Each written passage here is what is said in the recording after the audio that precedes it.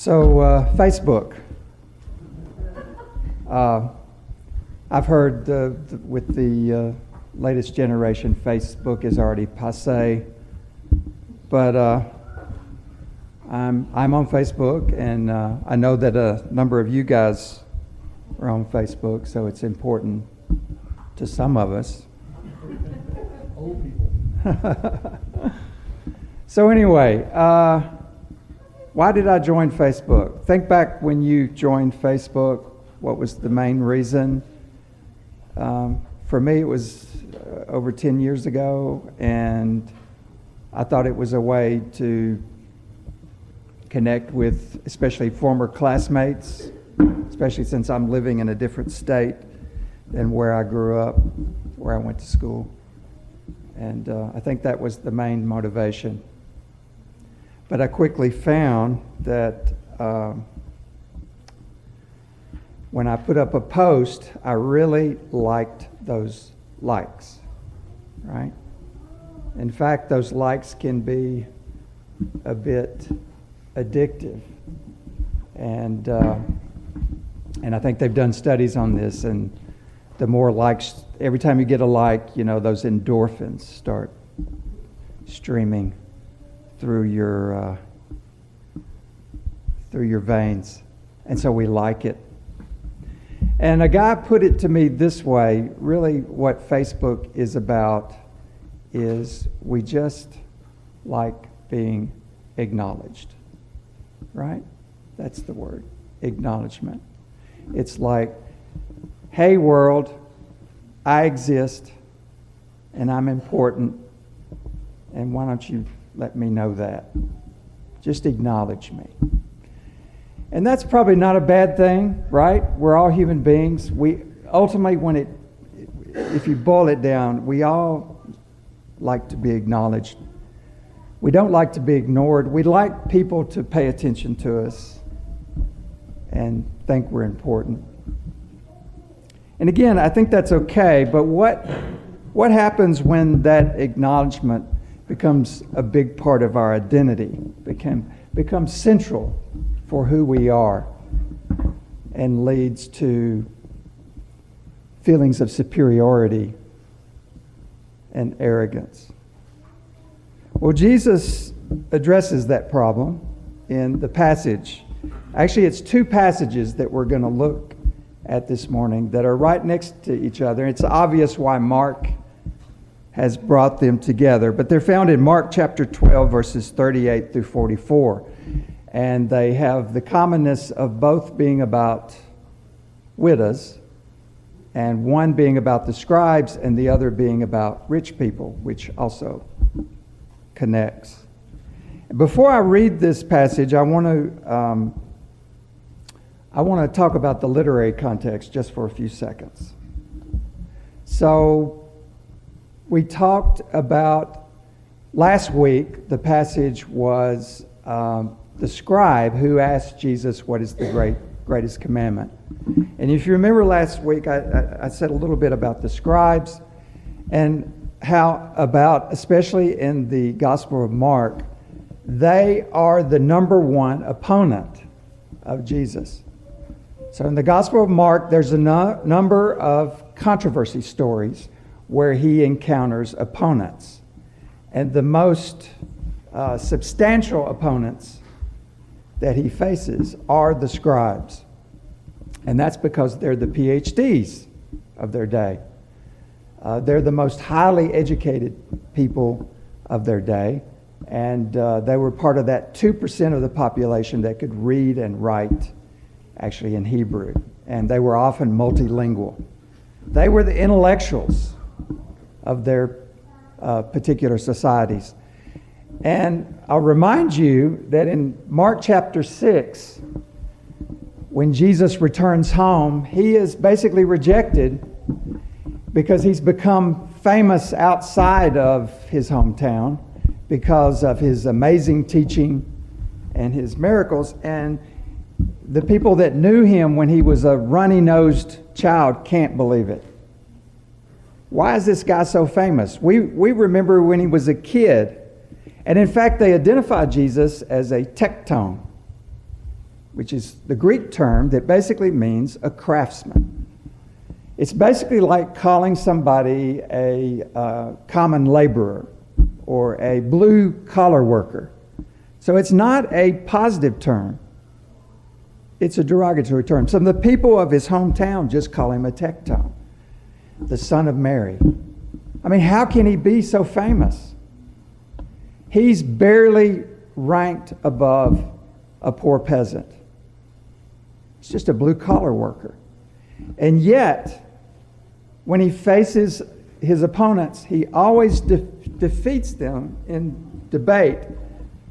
And especially, it's important that he defeats these scribes. These PhDs are defeated by a blue-collar worker who was illiterate. That's the way Jesus is portrayed in the Gospel of Mark. So, he's had all these controversies with his opponents. The number one opponent are the scribes. He's defeated them all. And then last week we saw the very last scribe asked him a question about what is the greatest commandment. And after that, no more challenges from his opponents. But guess what? Jesus isn't finished with the scribes. And in the passage that I'm about to read, he's going to give us a warning about them. But right before that, and this is a passage that the lectionary skips, Jesus basically schools the scribes on a common interpretation of Psalm 110, which had become a messianic psalm. And this is a very interesting passage, but that's for another sermon, for another day. But basically, what the scribes were arguing with this passage is that the Messiah, who they believed hadn't come yet, they rejected Jesus as the Messiah. They believed that the Messiah would be a great military leader. And so they connected David with the Messiah. And of course, Psalm 110 is a royal psalm that where God says, basically adopts the king as his own son. That became the identity of the Messiah. And so a lot of people were looking for a military leader as their Messiah. And of course, Jesus didn't come in that manner. And so he was a disappointment for many.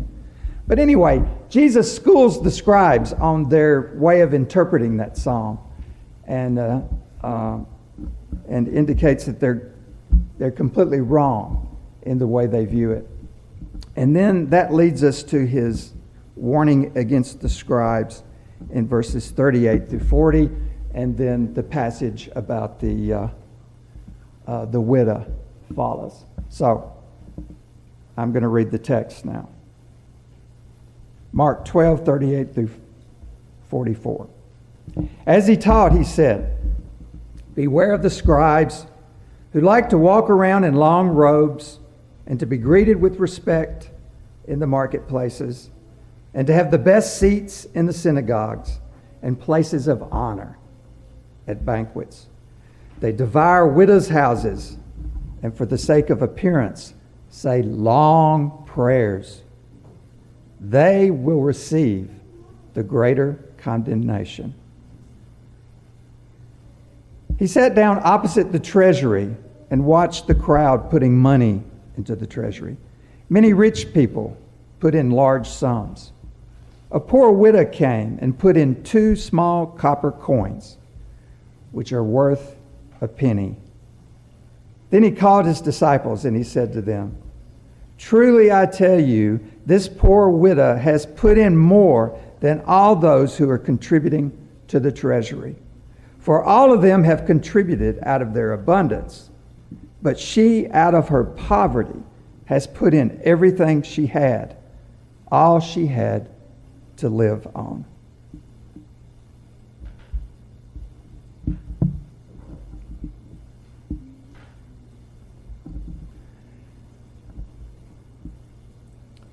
Now, the scribes in Jesus' day were just like the scribes of ancient Israel in that they held a very high status.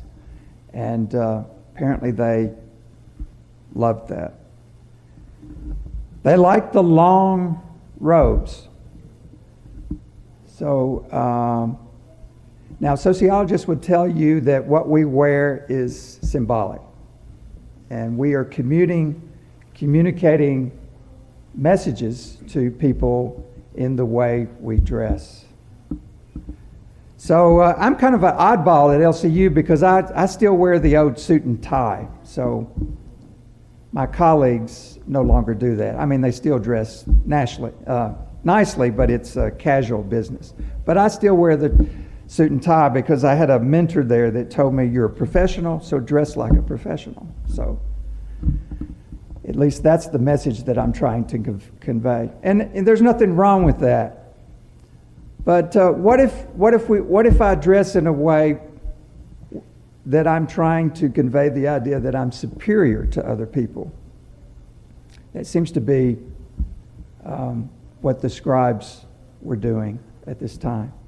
I think the closest thing we come to that at LCU is when we have one day in chapel where we wear our regalia. The students call it Harry Potter Chapel, because we're wearing robes like they did in the medieval schools when they had the scholastic teachers that would teach students, and they were very esteemed and very honored. So for one day we wear those robes, and it is nice, I have to say. But the scribes seem to love wearing these long robes and getting attention for it. They also like to be acknowledged at the marketplace. And in Jesus' day, the marketplace was the center of town. That's where everything happened. That's where anybody who was anybody was at. And so there they are. They've got their robes on, and they like to be noticed. They also like the best seats that they get at the synagogue. And this was a tradition. The scribes get to sit right in front of the ark. And the ark is what they call the container where they kept the old Torah scrolls. And even today, if you go to the synagogue in town on 82nd and Quincy, they have an ark that they open up during the most sacred part of their service. And the rabbi gets one of those old Torah scrolls and carries it through the congregation. And you see people kissing their hand and touching it. And then the rabbi puts it back in the ark and closes it, and then they finish the rest of the service. Well, the scribes got to sit right next to the ark, which brought a lot of attention to them. It says they also liked their long prayers, and I think we can relate to this. Have you ever known some men that their prayers seem to be more about themselves than God or others? It's almost like, well, I want to be heard. Again, that acknowledgement going a little too far. This reminds me of Luke chapter 18, 9 through 14, where you have the publican and the Pharisees before the temple. And the publican is very humble, and he prays God to forgive him for his sins. And the Pharisee prays to God that he's thankful that he's not like this publican. Yes, the Pharisee there sounds like the attitude of the scribes here with their long prayers. And then it says, finally, Jesus says, they devour widows' houses. So this needs a little unpacking. Now, the definition of a widow in Jesus' day, and this goes back to the Old Testament days, is a little different than the way we define a widow today. We define a widow as a woman who has lost her husband. But in ancient times, a true widow, or as in 1 Timothy 5:5, the King James translates it, a widow indeed. A true widow was only a person who had been formerly married that does not have a male representative. So a female had to have a male legal representative. She could not go to court, in other words, on her own. She had to have a male representative present. So the only true widows in the ancient world were those that did not have a male representative. So if her husband had died, she didn't have a male representative. But what if her son was old enough to represent her? Even if she had lost her husband, if her son could represent her in court, she would not be considered a widow. She would have a representative. So that's something to keep in mind. These scribes are devouring widows' houses. So this gets into one of the vocations of scribes. And by the way, the word scribe in Hebrew, its concrete meaning is a counter, someone who counts, like a CPA. So the original scribes were people that kept records and kept inventories and could count and could read and write. Okay? So that meant that scribes in Jesus' day would often serve as accountants. So CPAs, like I said. So a widow needed a male representative, and a wealthy widow especially would need an accountant to keep up and manage her estate. So that's where the scribes come in. The problem is they were supposed to get a cut from that, but if they're the only people that are truly literate in their culture, how easy would it be for a scribe to take advantage of a wealthy widow as he managed her estate? So now you see, devouring widows' houses. Jesus says these scribes are going to receive the greater condemnation. Now, some people think that there are going to be degrees in hell. Maybe so, different. You know, we talk about there's a special place reserved in hell for this awful person, right? Jesus is saying that. If there is a special place in hell reserved for the worst people, it's going to be the scribes. And then right after that, we have the story of the widow who brings her 2 mites. The context is the temple treasury, and Jesus is there. And by the way, even though the scribes aren't mentioned in this section, they often became wealthy because of serving as managers of rich widows' estates. And the temple treasury connects with them because this is where many of them got paid. They actually worked for the temple. So we're talking about the scribe's livelihood again. So Jesus sees this poor widow, a true widow, who puts in the 2 small coins. The word for the coin is lepto in Greek, and it's actually 1/64 of a denarius. So how much would a denarius be even today? In ancient times, it would be 1 day's labor, the amount that a common laborer would get paid for 1 day's work. Okay, so 1/64 of that. So she gave 2 of these, so that would be 1/32 of a day laborer's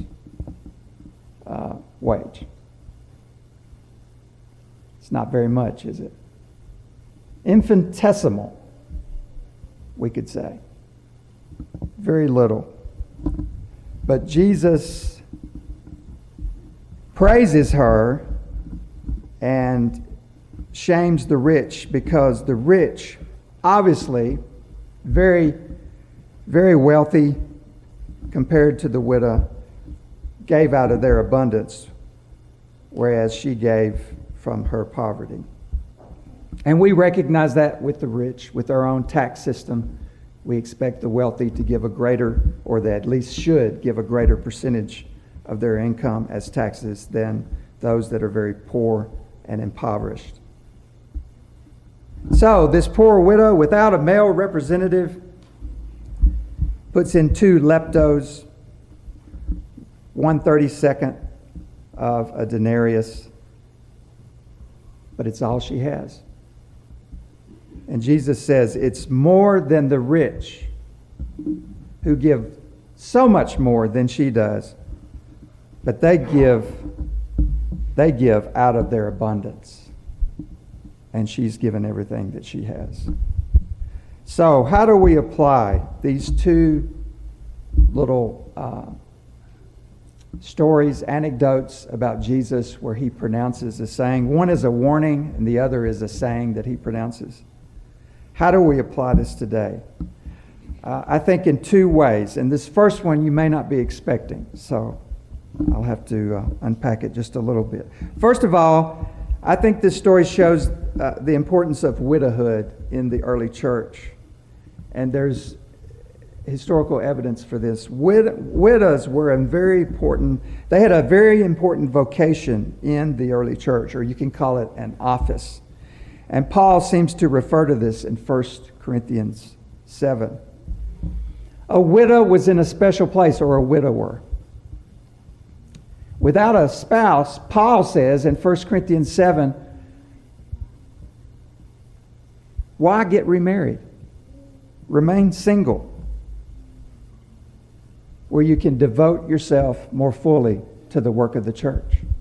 And by the way, this is where the tradition of nuns and monasticism is connected to this in 1 Corinthians 7. It develops rather quickly in the church, this office of widows and even virgins. And there can be a ministry of the single, not necessarily ministering to single people, but single people serving as ministers. The importance of not necessarily remarrying so quickly or at all. That's something I think that we, in the church today, we need to acknowledge more and think about. There is an advantage. There are advantages to being single.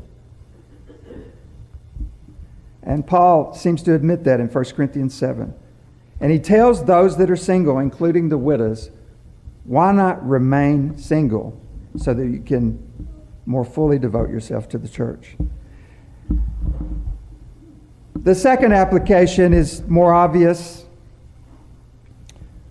It's the condemnation of pride and greed, which is both represented in the scribe. The problem is, when the first Christians heard this, do you think there were any scribes in the congregations? Were there any Christian scribes? Probably very, very few. So how did this apply to them? Well, we know historically in the church, very quickly, clericalism developed. And bishops were separated from the elders. And elders became priests. And this emerged into special clothing for the priests. There was pomp, there was circumstance, and there was prestige attached to being a priest. And the priesthood controlled the interpretation of Scripture. This emerged rather quickly. And so this focus on the priest, this focus on clericalism, and being proud of being the leader in the church and the interpreter of Scripture. This is what I refer to as a hierarchy of sanctimony. And sometimes I see it in the church, where, the people that go to church 3 times a week, or I guess it's once a week for us, but before COVID, 3 times a week, the faithful few, those that are really faithful versus those that come more sporadically. And so we develop this attitude that some of us are holier than others in the church. I think there's a warning here for us. But there's also the warning against greed with the devouring widows' houses. 1 Peter 3:3-5, the warning about women wearing jewelry to the house churches and costly array. And 1 Timothy 2:9-15. What we wear to church does convey a message. Are we wearing things to show our social class? Which is how we use our clothing in America, usually. Are we doing that?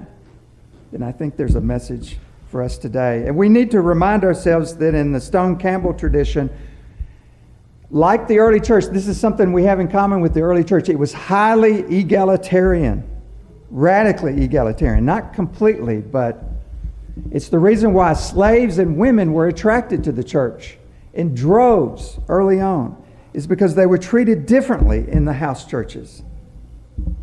And the Stone Campbell movement was that way. It was highly egalitarian. There was a anti-intellectualism early on and democratization of the churches. And we got rid of the bishops. We got rid of the hierarchy. We just have elders. And they're simply our brothers and sisters that assume a role. And I think that's good. And we need to keep that up. But it still sneaks into our services and into our churches where we have cliques, and we start thinking one group starts thinking they're a little holier and superior, even economically, than others in the church. And so we become more worried about our own reputation than we are about serving our brothers and sisters in Christ. So those two applications I leave with you today. And again, I'm pointing the finger right back at myself.